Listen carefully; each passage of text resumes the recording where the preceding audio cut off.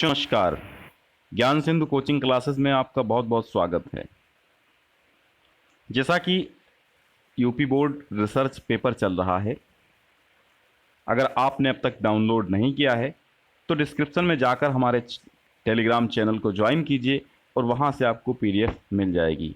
और अगर आप वहां से जुड़ने में अक्षम हैं तो आप सीधे यूपी एमएसपी की वेबसाइट पे चले जाइए।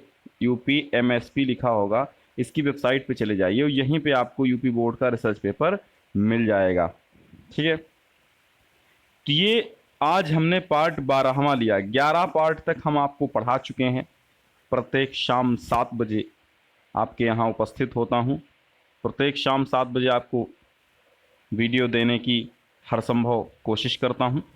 तो आज 13वां इसका श्लोक है। पद्यांशों का हिंदी अनुवाद करा रहा था मैं, तो 13वां है। इसमें राजा दिलीप, वही नृपति दिलीप वाला है। तो इसमें राजा दिलीप ने क्या कहा? प्रजानां विनयाधानान् रक्षणाद भरणादपि सपिता पितरस्य तासां केवलं जन्म हेतवः। कहने का तात्पर्य क्या है? प्रजानाम, प्रजाओं को।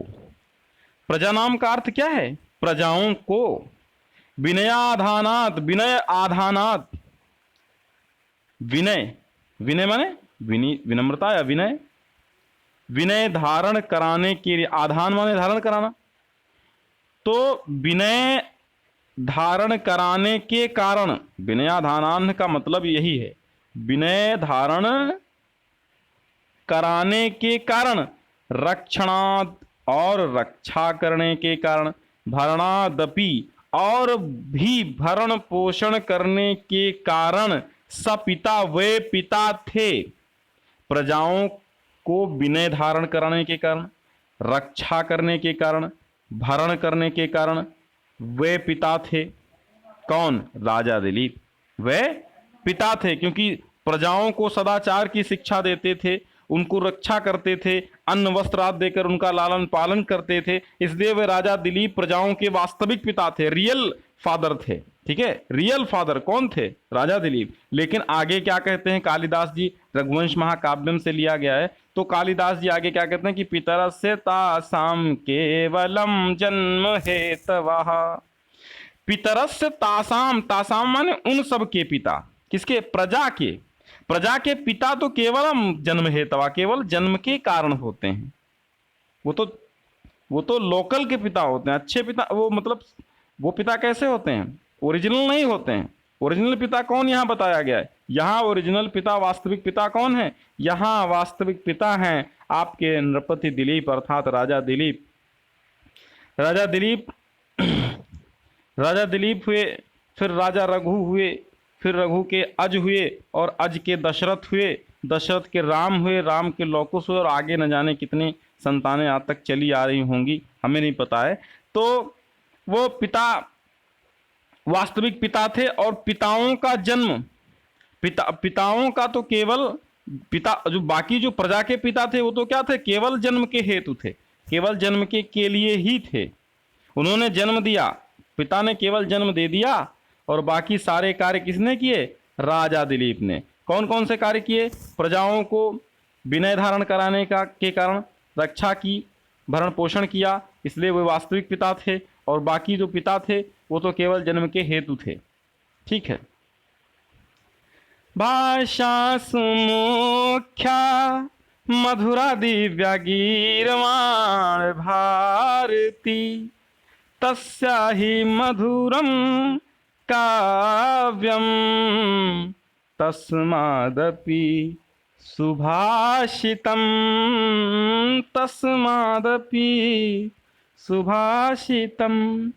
भाषासु मुख्या मधुरा दिव्या गीर्वाण भारती तस्या हि मधुरम काव्यम तस्मादपि सुभाषितम। भाषासु, भाषाओं में, मुख्य, मधुर, दिव्य, गीर्वाण भारती का मतलब है देववाणी संस्कृत भाषा तस्या ही मधुरम काव्यम, और उससे भी मधुर उसका काव्य, तस्मादपि सुभाषितम, और उससे भी मधुर उसके सुभाषित हैं। उससे भी मधुर क्या हैं? उससे भी मधुर उसके सुभाषित हैं।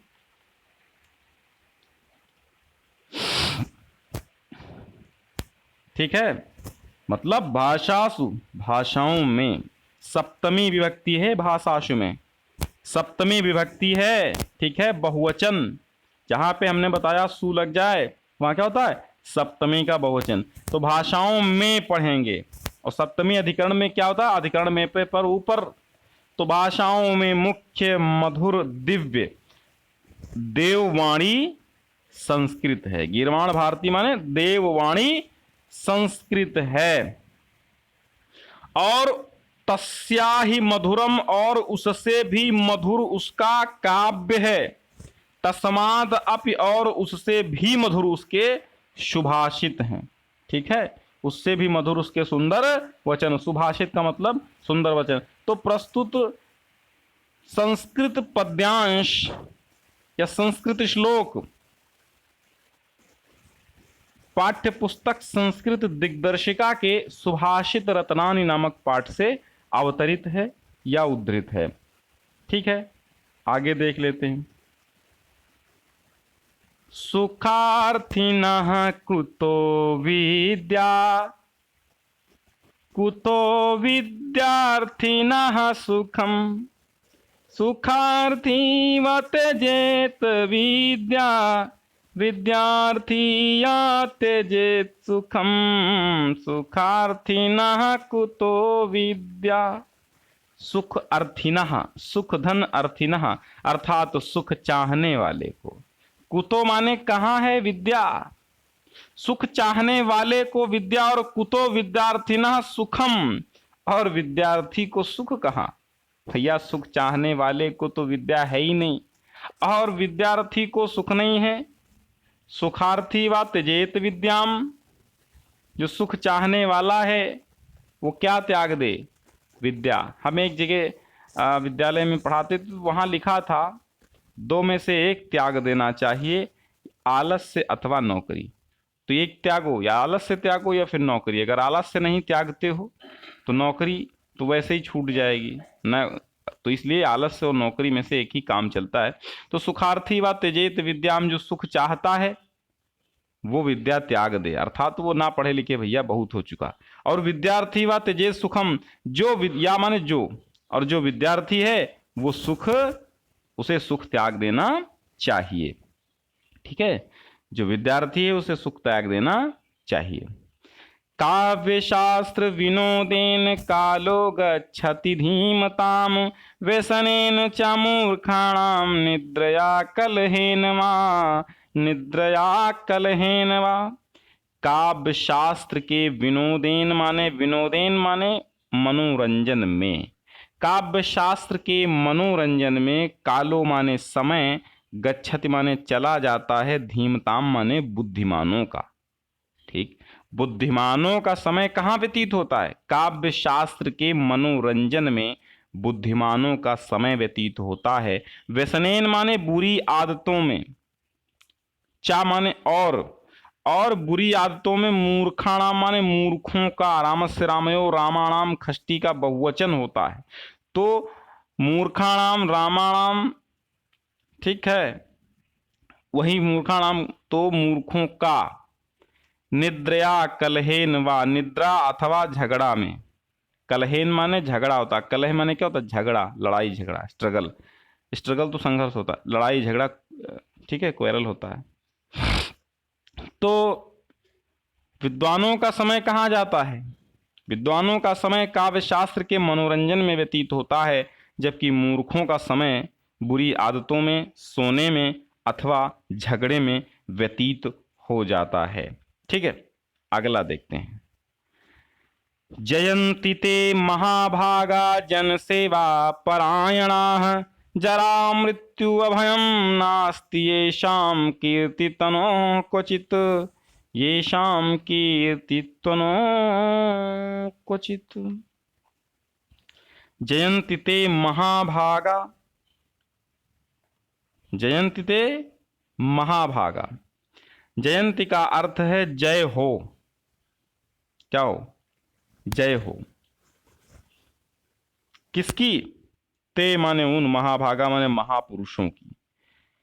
उन महापुरुषों की जय हो। जन सेवा परायण, जो जन सेवा में परायण हैं, जो जन सेवा में लगे हुए हैं, तो जन सेवा में लगे हुए उन महापुरुषों की जय हो।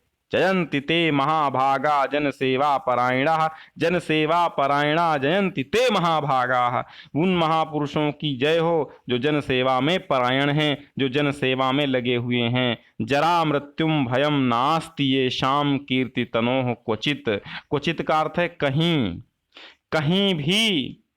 जरा माने वृद्धावस्था का, मृत्यु का, भयम माने भय, नास्ति माने नहीं है, ये शाम माने जिनके, कीर्ति तनोह माने कीर्ति रूपी शरीर को।